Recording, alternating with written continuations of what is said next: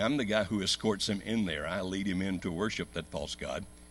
And I bow myself in the house of Rimmon. When I bow myself in the house of Rimmon, the Lord pardon your servant in this matter. What did he just say? I now worship the Lord God of Israel. But let me tell you where I'm going to go to church. I'm going to go to church where they worship a false deity. Not because of the fact that that's what I believe anymore. I now know there is one God.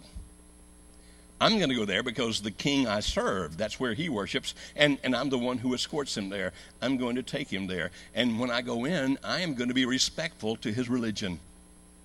Therefore, when he bows to that idol, I too will bow. But it's not because I believe that that idol is a god like I used to.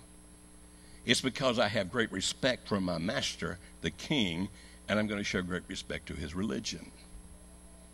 By the way, has anybody ever noticed that passage there before?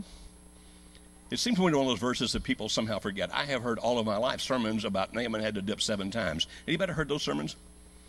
That he comes up the first time, he's still a leper. Second time, he's still a leper. Third time, he's still a leper. And all the emphasis being that you must obey God perfectly before God gives his blessing. Anybody heard those sermons? I used to preach it.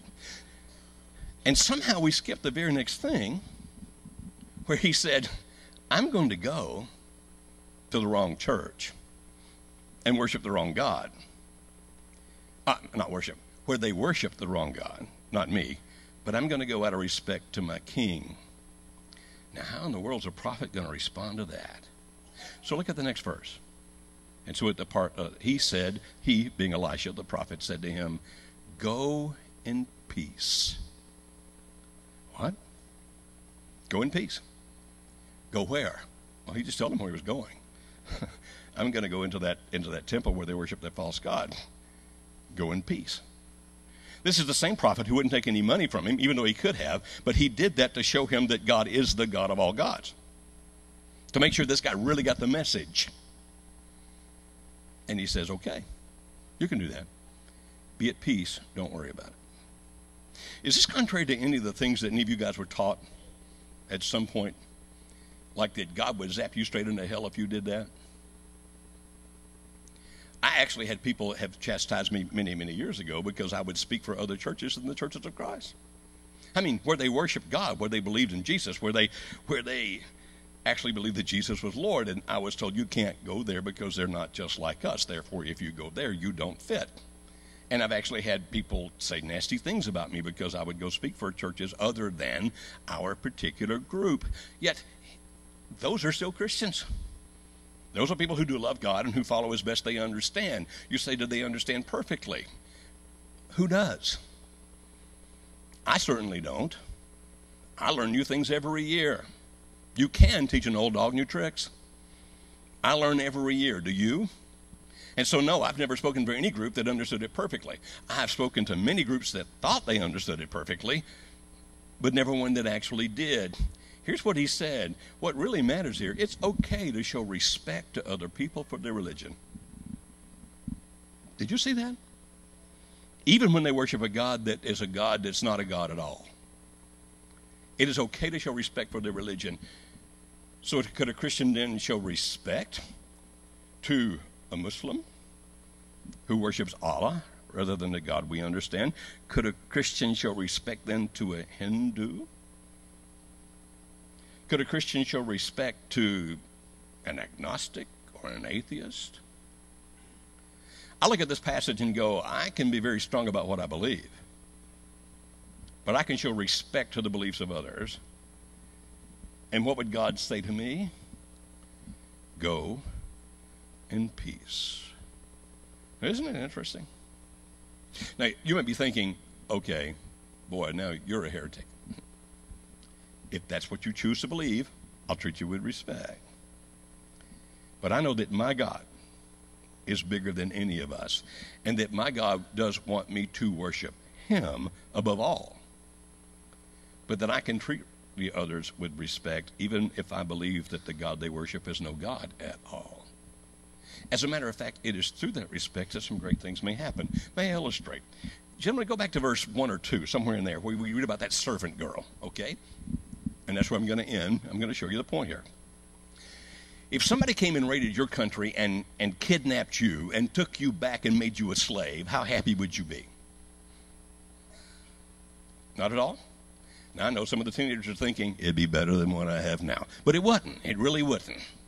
If they captured you and took you back and made you a slave, they're going to find that verse for me in just a minute. So she's a slave. Any of you think that could absolutely affect your attitude toward God? Like, here I am. I'm an Israeli. I'm a Jew. I'm one of your chosen people. And you've let these heathens capture me. And now, rather than rescuing me, you, God, rather than delivering me, I'm one of your people, you've let these other people who don't even believe in you be my masters, and I have to work for them, even though I don't want to. Do you think that could affect your faith level at any point? So, if this woman were bitter, would any of us be surprised? Would anybody be surprised if she were bitter? No, it happens. Now, the Syrians in one of their raids had carried off a little girl from the land of Israel, and she worked in the service of Naaman's wife. Next verse, please.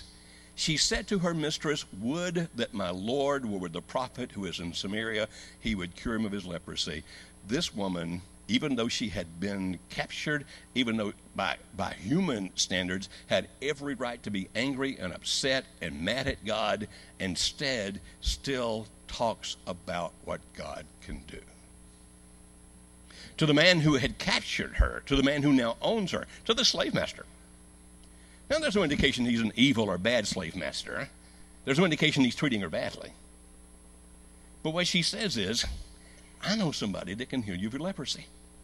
So rather than being mad at God, rather than being mad at the person that has brought all of this misery into her life, she's saying, this is what God can do for you. Now, this story goes on for a whole chapter. Everybody in it has an ego. The king has an ego. The other guy's trying to provoke a war. The other king has an ego. I won't send you to the prophet. I'll send you to the king because we're kings. Naaman has an ego. I thought you'd come out and do something really great. The prophet has an ego. He doesn't even come out. He just sends him a message. Everybody has an ego except for one person. This little girl. And she's the only one in the story we don't know the name of. Isn't that interesting?